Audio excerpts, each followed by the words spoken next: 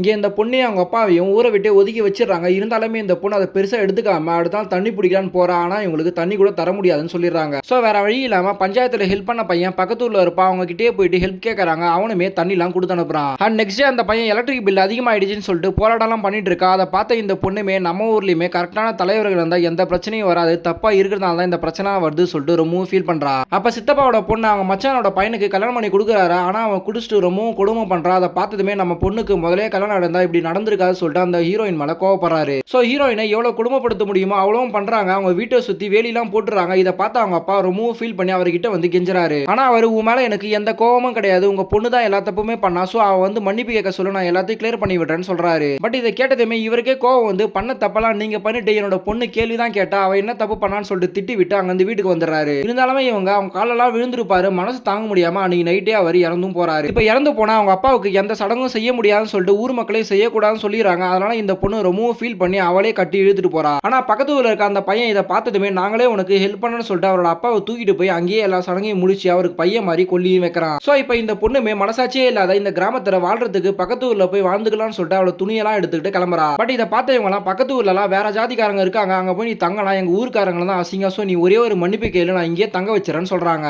ஆனா இந்த பொண்ணு மனசாட்சியும் மனுஷத்தன்மையும் இல்லாத இந்த கிராமத்துல வாழ்றதுக்கு நான் பக்கத்து ஊர்லயே வாழ்ந்துருவேன்னு சொல்லிட்டு அங்க வந்து கிளம்பிடுறா.